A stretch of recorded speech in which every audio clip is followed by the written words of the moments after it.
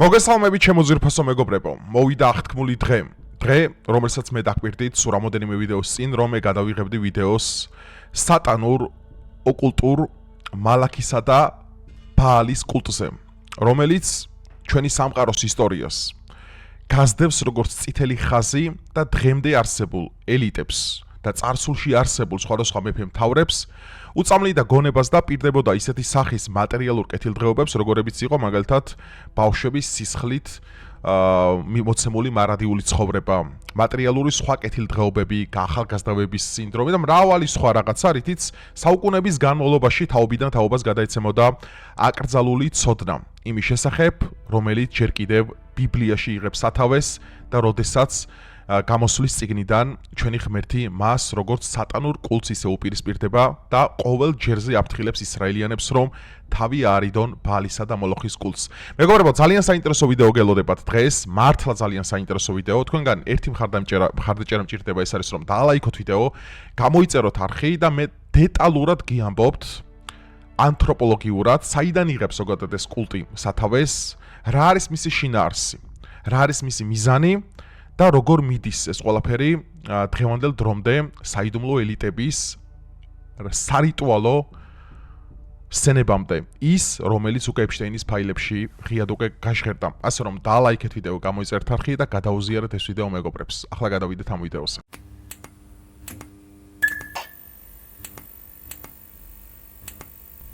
მოკლედ მეგობრებო, ჩემგან ხელ მარჯვნივ და თუ თქვენგან ხელ მარცხნივ ხედავთ ჯერ კიდევ ბიბლიაში გაფრთხილებულ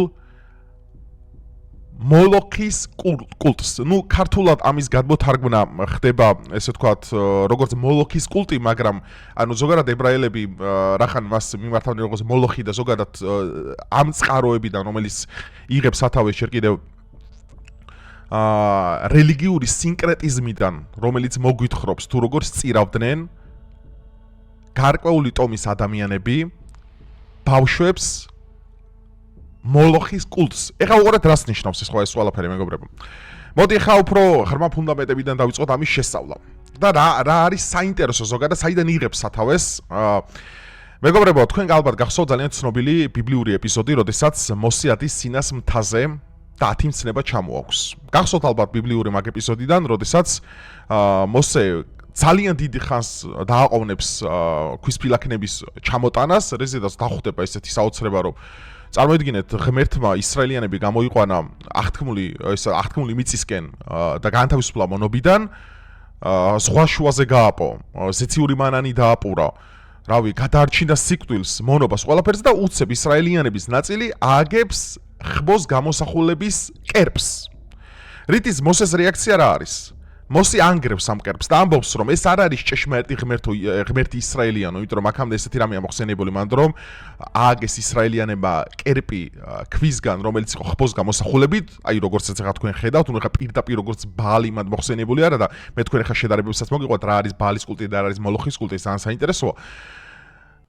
და პირველად ჩდება ბიბლიაში ეპიზოდი, რომ არსებობს გარკვეული სახის ქანანური ცრურწმენა იმის შესახებ, რომ თუ შენ შეწირავ ახალშობილს, მაგალითად ცრუ ღმერთს, სატანას, ამით შენ მატერიალურ კეთილდღეობას იღებს. ამას აქვს ოკულტური ფუნდამენტები, მაგრამ გავყვებით, მე ყველაფერს თქვენ აგიხსენთ. ახლა ეს ვიდეო ძირითადად იქნება სალექციო შინაარსით, მე სლაიდები წარმოგიდგენთ ყველაფერს, აი თქვენ მარტივად გესაუბროთ რა შეიძლება, იმიტომ რომ ზოგადად ოკულტიზმი არის ძალიან რთულად გასაგები და ძალიან საშიში მისტიკა, ამიტომ მე ძალიან რბილად ვისაუბრებ ამის შესახებ, რომ შევინარჩუნოთ მაქსიმალურად ეს თქვა ცენზურას და ყველაფერი. აი ხა უყურე მეორე ის უნდა განახოთ. ეს არის ბაალის გამოსახულება.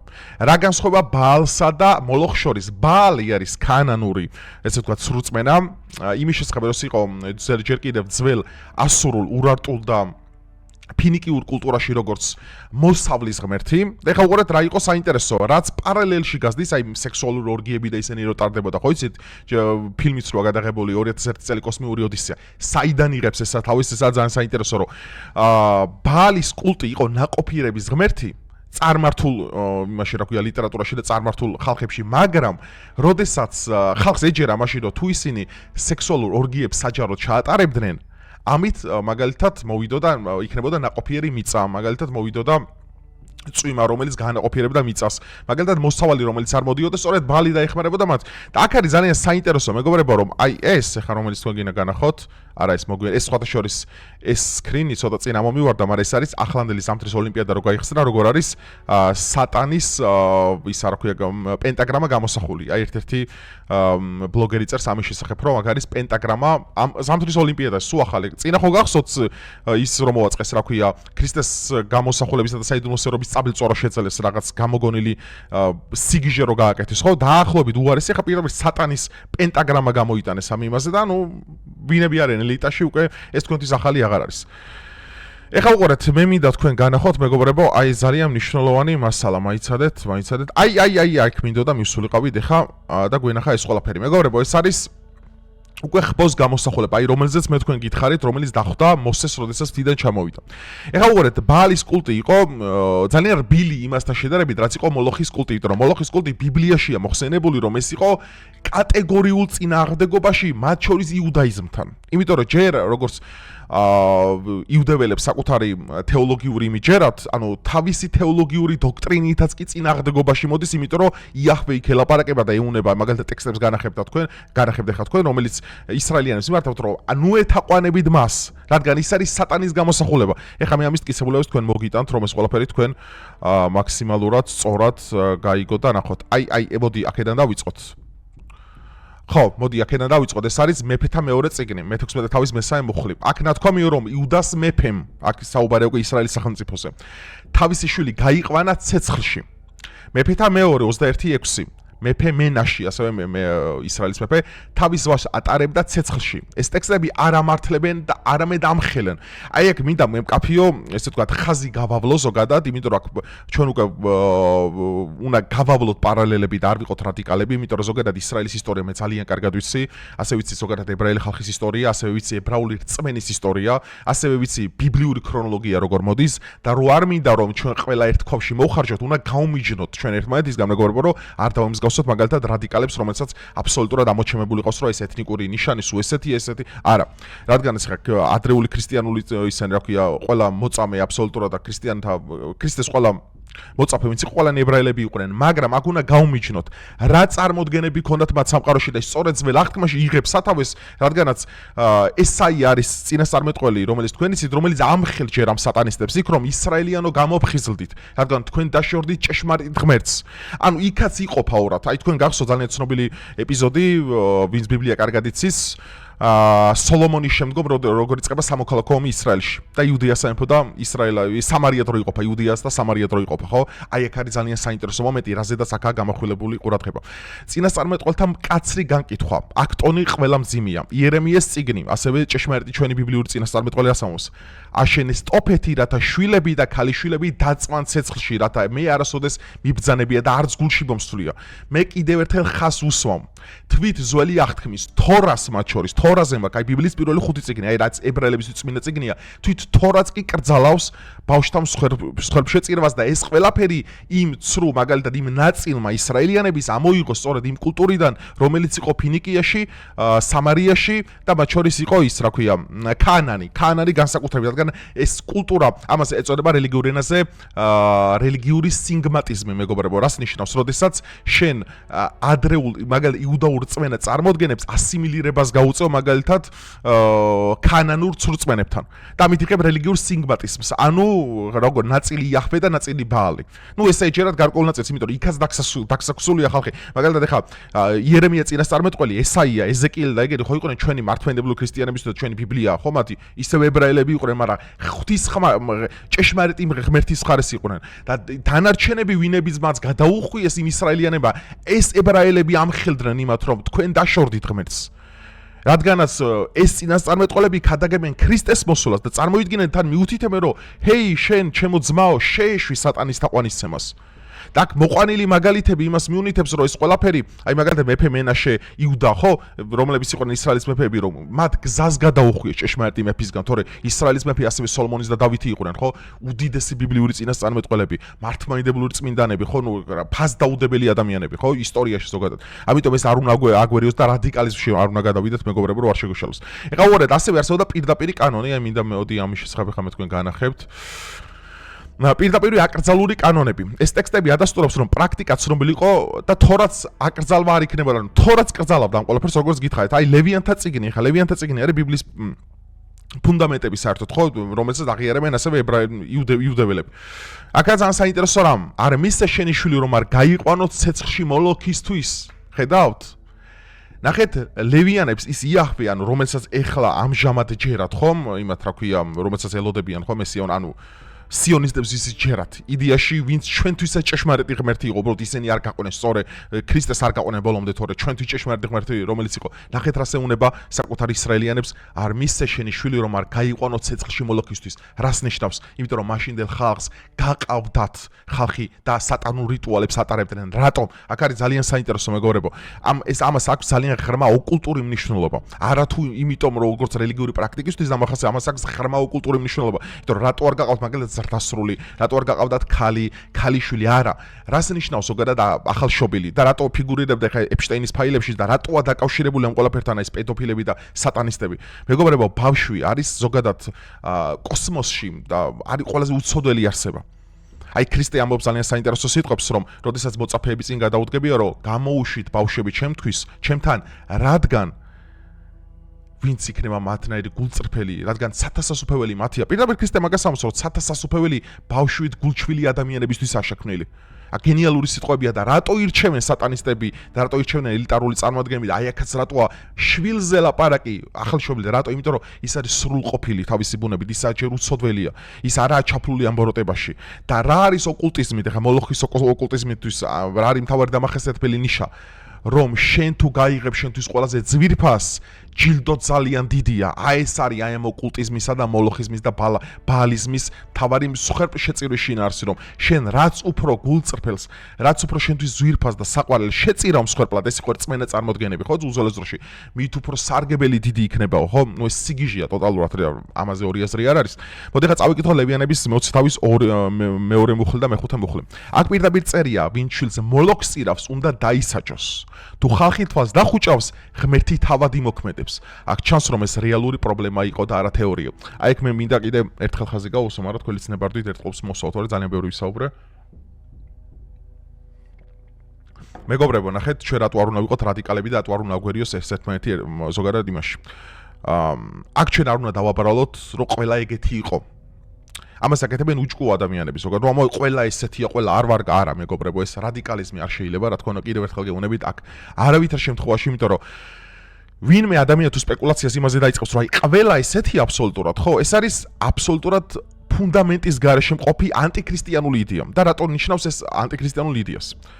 ჯერ კიდევ ძველ აღთქმაში, ნახეთ, მოხსენებული იაჰვე თავად ეუბნება, რომ თავად მიანიშნებს ისრაელიანებს. ვინც კარგია, მას გზას ულოცავს და ვინც ცუდია, მას წევლის. აქ იყოფა ისრაელი ორად. იდეა იმის შესახებ, რომ ნახეთ როგორ ხდება ახლა იუდაური, აი მაგალითად ქრისტეს პერიოდში, როდესაც არსებობენ ფარისევლები, ზენოტები, მაგალითად თვითონ იუდეველები, ვინებიც არიან, სხვადასხვა ტომები იყვნენ, ხო, ზელოტები და ძალიან ბევრი. განსხვავება მათ შორის რა იყო? დიდი არაფერი. ნუ იყო ზოგი რეფორმისტული ვარიანტი, ზოგი უფრო ღრმა ანთროპოლოგიით, ზოგი უფრო ორთოდოქსული, ძალიან ბევრი, მაგრამ ასევე იყვნენ ჭეშმარიტი ღმერთის, ანუ მესიანური ისრაელიანები. მესიანური ისრაელიზმი რას ნიშნავს? ზოგადად ისრაელი რას ნიშნავს? ისრაელი ნიშნავს ღვთისათვის მებრძოლს, როდესაც იაკობს უწოდა, ხო, როდესაც ის ღმერთს შეერკინა. ჭეშმარიტი ისრაელიანი დღესაც თავისი დეფინიციით ნიშნავს, ვინც ღვთისკენ არის მიმართული, ვინც ღმერთის მადლსელი, ჭეშმარიტი ღმერთის, ანუ ქრისტეს მადლს. მეგობრებო, ქრისტეს პირველი მოციქულები, მოდი ხა ეს სკრინი არ მინდა ხა ამერიოს გადავიდე ხა აქეთ, აი მოდი ხა ჩვენ ფართო და ხუჭო თვალებზე უნდა გადავიდეთ, მაგრამ მანამდე მოდი ერთ-ორ სიტყვას ამაზე დავამთავრებ და გადავალე ხა ამ და რიტუალების კორელაციას მოვიყვანე ხა რატო ტარდება ეს და რატო იყო ეს საჭირო. ეხლა უყურეთ მეგობრებო, როდესაც არსებობდა 4 მთავარი ტომი, როდესაც ქრისტიანობის ჩასახვა, ქრისტე როდესაც მოევლინა შობილი და არაქნილი. მოდი ქრისტიანული დეფინიციებით ვისაუბროთ, იმიტომ რომ ამას აქვს ძალიან დიდი მესიანური და საღვთო დოგმატური მნიშვნელობა, რომელიც გამოჩნდა პირველ საეკლესიო კრებაზე, ხო? შობილი და არაქნელი. ქრისტე იშვა, ქრისტე არ შექმნილა, ქრისტე იშვა, იმიტომ რომ ის ხო ადამიანის ხელში, რა თქმა უნდა, ღმერთი, ხო? აქაა ძალიან საინტერესო მეგობრებო, ერთი მნიშვნელოვანი რამ რაც უნდა გვახსოვდეს, რომ პირველი ქრისტიანები იყვნენ ებრაელები. პირველი ქრისტიანები. მათ შორის ჩემთვის ყველაზე დიდებული ქრისტიანობის ისტორიაში ვინც კი იყო დესპე ყოფილა ხა არ შეიძლება ამის შედარება ის ხო არ არის რამე ჩემპიონთა ლიგანავე მაგრამ მაინც გავკადნიერდები და თვითონ დავესესხები ბიბლიას და წმინდა წერილს და ვიტყვი რომ ეს იყო პავლე მოციქული რატო პავლე ხო პავლე ხოცავდა თავიდან ქრისტიანებს სავლე როდესაც იყო მაგრამ როდესაც დამასკოსზე მას ქრისტე ეცხადება და ეუბნება რომ ვინ ხარ შენ უფალო როდესაც ეუბნება და რომ იტო სავლე მართლა არ იცოდა ვინ იყო ქრისტე თორე ის ჭეშმარიტად ერთგული იყო ღმერთის ეს მის დამოკიდებულებებში ჩემგო კორინთოში ებრაელთა მიმართ ეპისტოლეში რომაელთა მიმართ ჩანს ხო ეს როდესაც მოგზაურობს და იქ სინაგოგას შევარდება და იტყვის რომ ძმანო ჩემნო გამოფხიზდით ამაზე ცალკე ვიდეო შეგიწევთ ებრაელებს როგორ აფრთხილებს პავლე რომ თქვენ აქციეთ ჭეშმარიტ ღმერთს ზურგით თქვენ აქ ძალიან ბევრი გამოსაფხიზლებელი რამ არის რომ თავიანთ ძმებს როგორც ისე ელაპარაკება და აქა ძალიან საინტერესო მომენტი რომ პავლე მოწამეობრივად ასრულებს სიცოცხლეს და ქრისტეს ყველა მოციქული მოწამეობრივად ასრულებს სიცოცხლეს გარდა იმისა რა ქვია იოანესი რომელსაც პატმოსის კუნძულებზე უნდა დაწეროს გამოცხადება და ქრისტე უნდა გამოეცხადოს ხო მას ძალიან დიდი მისია ეკისრა და აქენა გამომდინარე ის იყო მიზეზი რის გამოც რომაელებმა მოწამლეს და ის ვერ მოკლეს და შემდგომ შეშინა და პატმოსის კუნძულებზე გადაასახლეს მეგობრებო ჩვენ უნდა გავაცნობიეროთ ერთი მნიშვნელოვანი რამ ფაქტი მოლოხის კულტი არის კავშირში გარკვეულწილად კაბალისტურ იუდაულ მისტიციზმთან, მაგრამ არა სრულად. ვინც ოკულტიზმი, მე ხა ოკულტიზმის ძალიან დიდი ხნის განმავლობაში სწავლობდი და აქვს ძალიან ბევრი ისეთი მომენტები, რომელიც შენ ამ სამყაროს მატერიალური ცხოვრების სხვადასხვა გზებში პატარ-პატარა მინიმალურზე გეხმარება, ანუ იქ რაღაც სამყაროს განვითარების გზები, შენი სრულყოფის გზები, რაც ნორმალურია, მაგრამ არის რადიკალური ფორმები კაბალიზმის, რომელიც თავიდან ბოლო ამაზე ვიდეოც მიდევს, რომელიც თავიდან ბოლომდე ეშვება უფრო მეტად ბნელ მხარეებში, რომელიც არ არის თქვენთვის ესე ვთქვათ საინტერესო რომ ეს გაიცნოთ. ზოგადად არ გირჩევთ რომ ესე შეისწავლოთ, იმიტომ რომ არის ძალიან საშიში.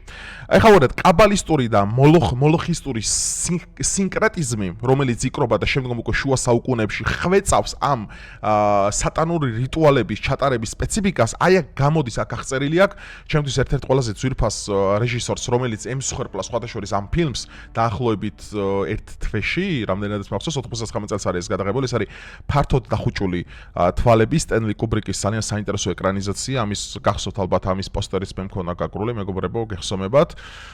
სადაც ძალიან საინტერესო შინაარსი ვითარდება, შემთხვევით ერთ-ერთი ადამიანი გადააწყდება, ну გახდება წევრი და ესე ვთქვათ გაფაქტავს ძალიან ბევრ საიდუმლო ორგანიზაციის წევრებს, რომლებიც აქ საიდუმლო რიტუალებს, ანუ ეგრეთ წოდებულ სექსუალურ ორგიებს ატარებენ. აქ არის ძალიან საინტერესო მინიშნებები, რომელიც უკვე უკავშირდება ეპშტეინის დღევანდელ ფაილებში გამოქვეყნებულ იმ რიტუალებს, რაზედაც არის საუბარი.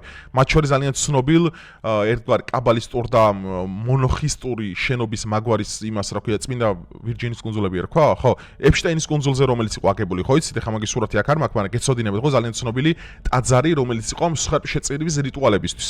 ეხლა უყურეთ რა არის. ხა და ზოგადად რა არის მისი ფუნდამენტი, რასაც ეყრდნობა ზოგადად ბაალიზმი და მოლოხიზმი, რომელიც ბიბლიაში არის გამოცხადებული როგორც ბოროტება, ცალსახად და თავიდან ბოლომდე, ყოველგვარი დავის გარეშე.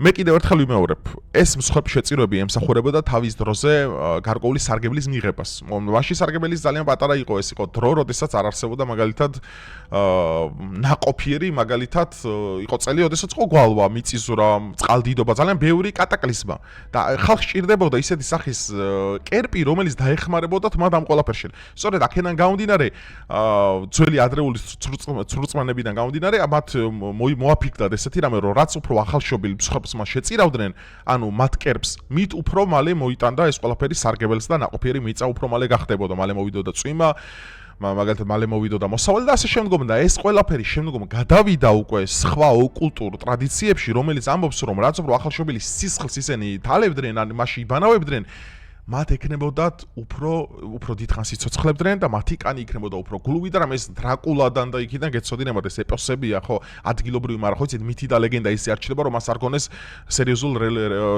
სერიოზული დასაყრდენი ზოგადად ისტორიიდან ეს მითები, ხო იცით, ისე არ ქნება და ყველაფერი ახლად აღმოჩენილი არის, კარგად დავიწყებული ძველი ეს ერთ-ერთმა დიდმა ბრძენმა ადამიანმა თქვა და სულად ვეთახმები მაგას მაგ ყველაფერში, იმიტომ რომ ეს ეპოსი თავისით ვერ გამოიგონებს, თუ მასში არ ურევია ის ელემენტები, რომელიც უკავშირდება ძველი რწმენა წარმოდგენების ადამიანებს. შესაბამისად, აი აქ გადმოცემული კუბრიკის გადმოცემული იმაში, სადაც აქ არის ძალიან საინტერესო სიმბოლური მინიშნებები, რომელსაც ჩემგან ხელმარჯვნივ თქვენ ხედავთ, ეს არის მეგობრებო შუაში არის მთავარი მისიონერი, ანუ მთავარი კაბალა, ესე რომ ვთქვათ, რომელიც განმარტავს ამ მთავარი მასონი, უფრო გლეხურ ენაზე რომ ვთქვათ, რომელიც განკარგავს ზოგადად ამ კრებას და ამ რიტუალს, რომელიც აქ ტარდება. გარშემო არიან ამ ერთგვარი რიტუალის წევრები, რომელიც შემოსილნი არიან ნიღბებითა და ტანისამოსით, ეს არის ოკულტური ძალიან მნიშვნელოვანი რაღაცა, მინდა ეს ნუ გონიათ ხალხო რომ მარტო რაღაცა ეს ესთეტიკური დატვირთვა ამას არ აქვს. სახის ნიღაბის ისა რა ქვია დამალვა, ეს ჯერ კიდევ უძველი იმას უკავშირდება აცტეკებს და ინკებს უკავშირდებათ, იმიტომ აკეთებდნენ რომ ჩვენი სულიო მეორე როდესაც დაბრუნდებიან აქ რომ სარკეებში არ დაიკარგონო და ამ ყველაფერს აკეთებდნენ იცით როგორ რომ ნიღბებით, იმიტომ იფარავდნენ სახეს ერთი რომ საკუთარი დანაშაული შადენით ცხონოდა და მეორე რომ ჩვენი სულები რომ დაბრუნდებიან ამ დედამიწაზე როგორც ერთგვარ პოლტერგეისტებად არ დაიკარგონო და იმიტომ იფარავდნენ სახეს, გარკვეული სახეს აი მოსასხამებს იცმავდნენ, რომ საერთოდ არსებობს ბრბოს ფსიქოლოგიის ასეთი ძალიან საინტერესო წიგნი, crowd psychology ქვია, წაკითხული მაქვს ერთ-ერთი ფრანგი ავტორისა დამავიწყდა ხა სახელი და მანდა ძალიან საინტერესო თემაზე საუბარი, რომ როდესაც ერთი ადამიანი დანაშაული შადის მას აქვს სინდისის ქენჩნა. ძალიან დიდი სინდისი, როდესაც ადამიანს კლავს, აქვს ძალიან დიდი სინდისის ქენჩნა, რომ ღმერთთან მტყუანია, რომ მას სხვა სიცოცხლე წაასპა და ბევრი ამას ძალიან მორალური და ზენობრივი მნიშვნელობა, მაგრამ ნახეთ აქ არის მეორე სუპერ საინტერესო რაღაცა, არ ვიცი ამაზე გიფიქრია თუ არა, მაგრამ აი ჩემი ვიდეოდან პირველად გაიგებთ. მეგობრებო, როდესაც ერთი ადამიანი ჩადის დანაშაულს, ეს არის აბსოლუტურად სხვა სპეციფიკა, მაგრამ როდესაც 100 კაცი ერთად ჩადის დანაშაულს, მათ სინდისის ქენჩნა არ გააჩნიათ. და ამას აქვს ძალიან მაგარი სიმბოლური ახსნა, აი ფენომენალური, რაზედაც მე დავფიქრდი და სხვადასხვანაირი კორელაციები აქ დავამყარე.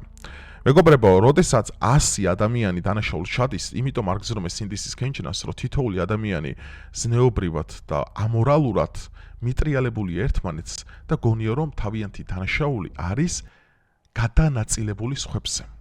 რომ იმანაც გააკეთა, მოდი მარტივად ვთქვა, იმანაც გააკეთა იგივე რაც მე. იმანაც გააკეთა, ნახეთ 100 კაცი ვართ აქ. 100 კაცია თვითხილველი. აქ ადამიანს უკვე აქვს მასობის, აი ეგ არის დიდი დელუზია ეს ჯერ კიდევ იმის რა ქვია, კარლ იუნგი საუბრობდა ეს კოლექტიურ არაცნობიერში ამ ყველაფერს ძალიან საინტერესო მინიშნებები აქვს მანდ გაკეთებული, რომ როდესაც ადამიანთა დიდი ნაწილი დაიჯერებს რომ ეს არის სწორიო, მათ მართლა გონიათ რომ ეს ყველაფერი არის სწორი. აი მაგის დემონსტრირებას ხედავთ ეხლა თქვენ აქ. ბევრი ადამიანი რიტუალს რო ესწრება, იმას დანაშაულად აღარ აღიქვამენ, იმიტომ რომ ამ ყველაფრის ნორმალიზება ხდება ადამიანის ფსიქიკაში. გაიგეთ? იმიტომ რომ ერთი კაცი რო აკეთებს, განსხვავებული მისტიური მნიშვნელობა აქვს, მაგრამ ბევრი რო აკეთებს, აი მაგალითად აქციებს შევადაროთ ეხლა. ერთი კაცი ქვას რო ისვრის, ერთი კაცი ესაა დანაშაული და ეგრევე იჭერენ მას, მაგრამ 100 კაცი რო გაისვრის, აი აქ უკვე მასების ფსიქოლოგია ერთობა და ყველა ერთმანეთზე იყურება, იმანაც გააკეთა, იმანაც მე რატო ვარ დამნაშავე? აქა ძალიან საინტერესო ახსნა. არ ჩვენ განვიხილეთ ეხლა ზოგადად ჩაცმის სპეციფიკა, ნიღბები, რომელიც იყო ჯერ კიდევ ძველი ფინიკიელებისთვის, ასურელებისთვის, აცტეკებისთვის, ინკებისთვისაც, კაცო, ქანანელებისთვისაც, ეხლა ისრაელიანები რომ მიადგებიან და სამჯერო შემოარტყავენ, შემოუვლებენ წრეს, და იერიქონის რგრევები რო ხდება, ზუსტად ეგ ხალხი, უბრალოდ ეს ხალხი მეგობრებო მაშინ იყვნენ წარმართები. წარმართსა ძალიან საინტერესო დანიშნულება აქვს ეტიმოლოგიურად როგორ წარმართი რა არის, ანუ წარსულში მართალი ადამიანი, რომელიც გამოიყო რაღაცას, ხო? აი წარმართი, აი ნახეთ ქართული რა გენიალური ისა გვაქვს, ხო? ჩვენ დამწერლობა სიტყვათა შეხამება და ძალიან ბევრი საინტერესო რამ, წარმართი, ანუ წარსულში მართალი ადამიანი.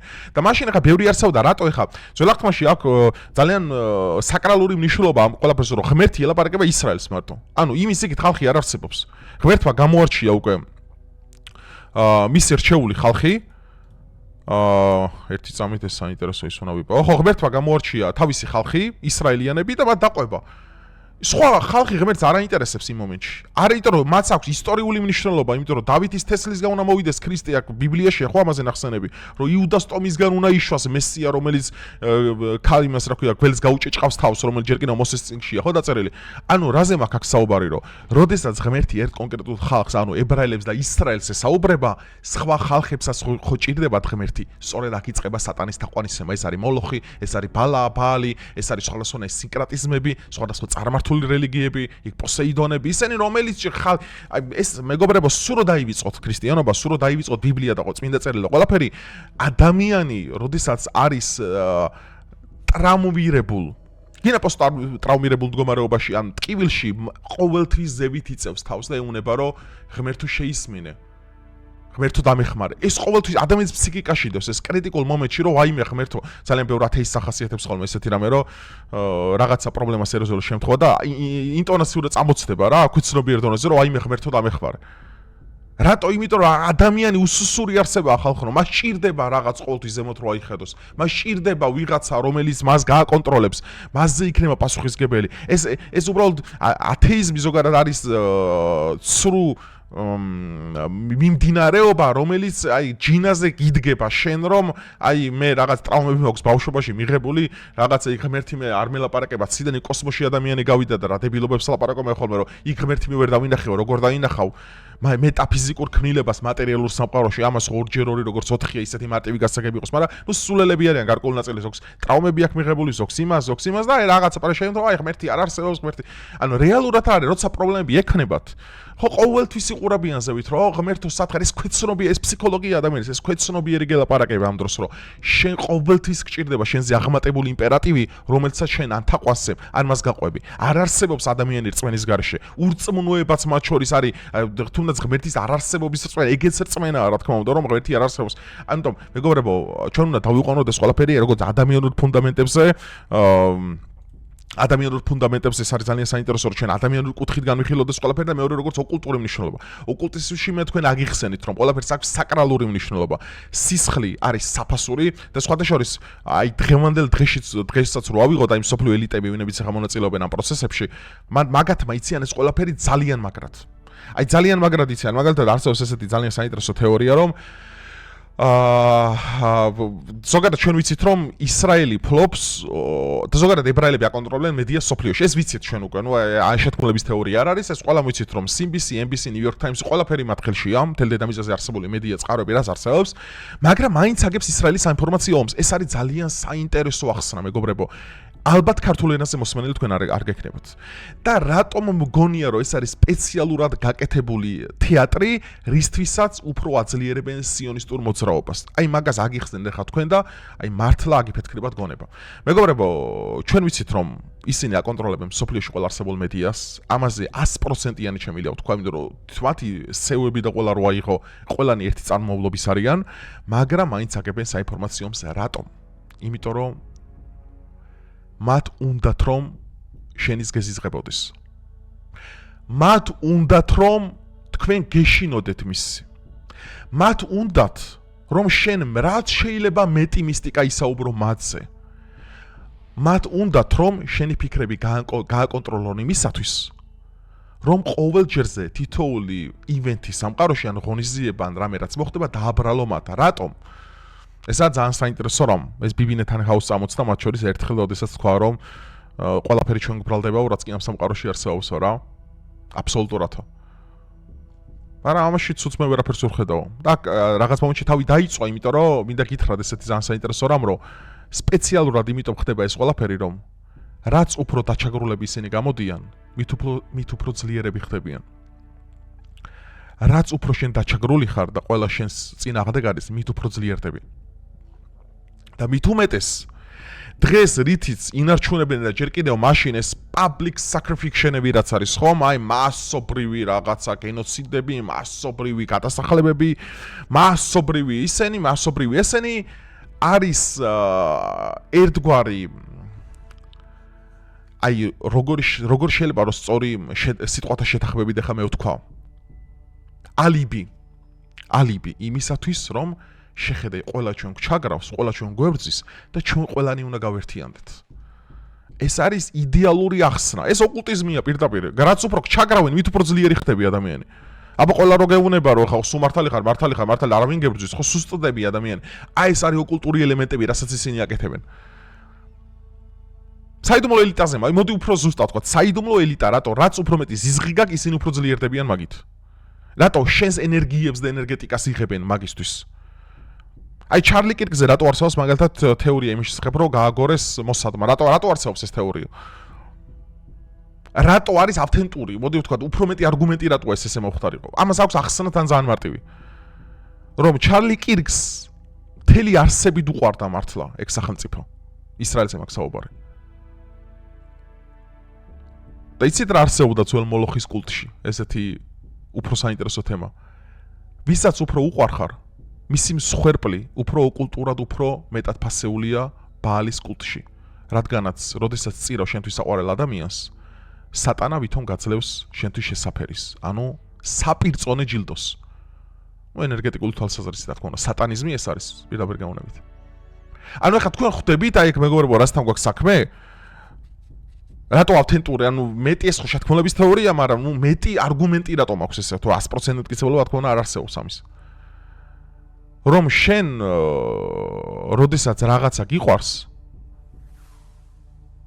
მოდი გავიხსენოთ უფრო საინტერესო თემა. აი ახლა გამახსენდა უფრო მეგა ბომბი, რასაც ქვია. გახსოვთ თქვენ მომენტი, როდესაც ღმერთი აბრამს ეუბნება, ამომიყვანე შენი შვილი და დაკალიო. გახსოვთ?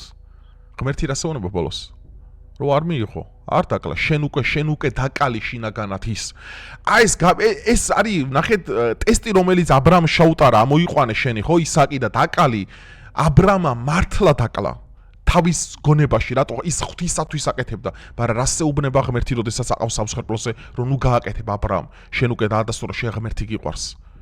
ღმერთი ეუბნება, რომ ჭეშმარიტი ისრაელის ღმერთი ეუბნება, რომ შენ აბრამ ეს არ გააკეთო.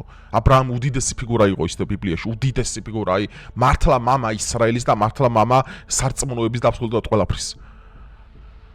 მაგრამ ნახე რატო ეუბნება, რატო არ ეუბნება ცოლზე? აი ეს რატო არ ეუბნება, მაგრამ სარაზე რატო არ ეუბნება ღმერთი აბრამს? ამოიყვანე ისააკი ახალშობილია დაკალი, ვითარცა მსხვერპლი შენი, რო აყავს, აღარ კლავს აბრაამ იმას.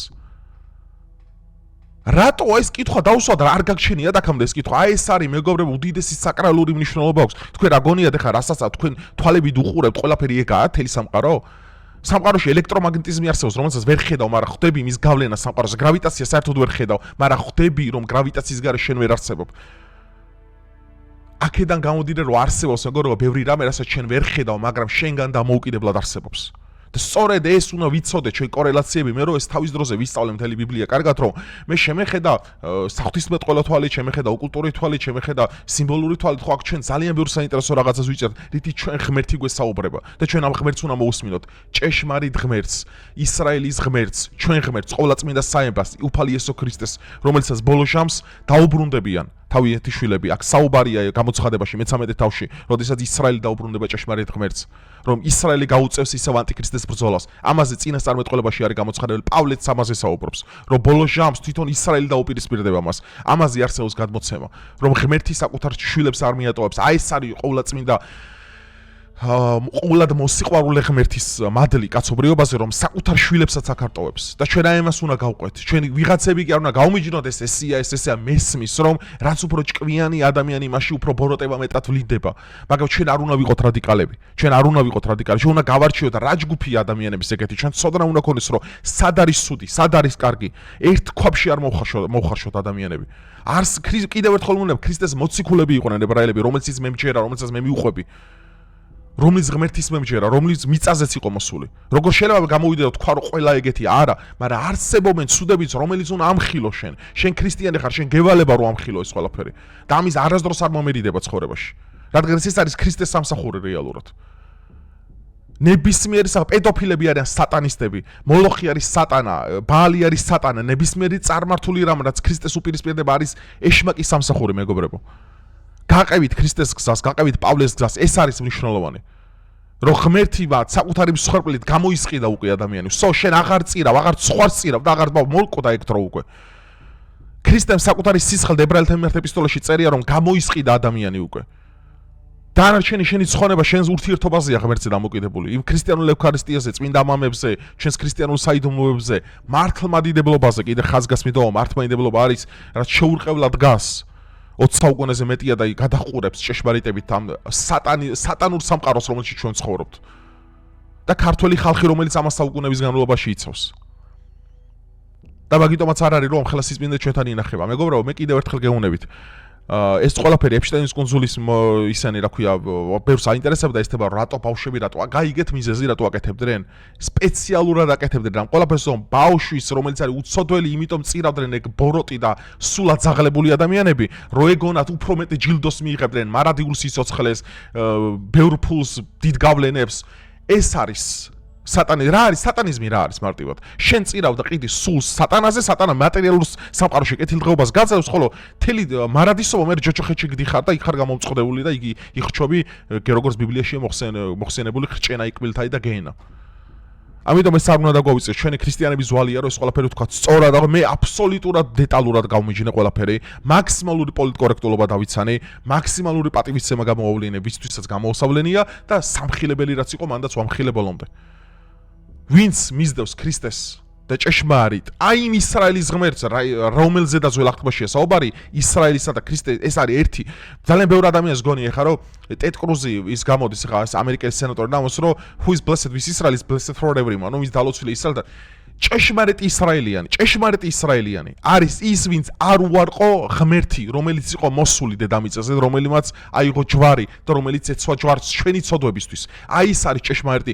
არა თუ ჯენტაილები რომლებიც ჩვენ ვართ ანუ არაებრაელი რჩეულები არამედ ჭეშმარიტი ისრაელიანებიც ხართ თქვენ ხალხო ჭეშმარიტი ისრაელიანი სიტყვათა შესაბამისობით ნიშნავდა მაშინ როგორც ღვთისათვის მებრძოლს თორე დღესაც ჩვენ ხარ როგორც ჯენტაილი ასევე ისრაელიანი ჭეშმარიტი ღმერთის მსახურებაში და მე მჯერა და მე ამის იმედი მაქვს რომ დღეს ვინც განდგომილებაში და ქრისტეს მიღებული ვისაც არ ყავს ის ადრე თუ გიან მიიღებს როდესაც ანტიქრისტე გამეფთება ამ სამყაროში მე მჯერა და როგორც წინასწარმეტყველის წმინდა მამებს აქვს ყველაფერი გამოტანილი რომ ისრაელი შემოტრიალდება და ისრაელი ქრისტეს აირჩევს მე ამის მე მჯერა როგორც პაისია მამა პაის ათონელს არაერთ წმინდა მამას აქვს ნათქვამი რომ ბოლო შამს თვითონ ებრაელები დაუპირისპირდებიან თვითონ ის ჭეშმარიტი ისრაელიანები დაუპირისპირდებიან სრულ სატანისტებს და იმ ბოროტებას რომელიც სამყაროში მომავალში მოვა ამის მე მჯერა როდესაც ჭეშმარიტი ისრაელი დაუბრუნდება ქრისტეს იმ ქრისტეს რომელმაც გამოიყვანა ისინი მონობიდან იმ ქრისტემ რომელმაც სხვა შუაზე გაპო იმ ქრისტემ რომელმაც ზეციური მანანი დააპურა ის იმ ქრისტემ რომელმაც აღთქმული ბიცა დაუთქვა მათ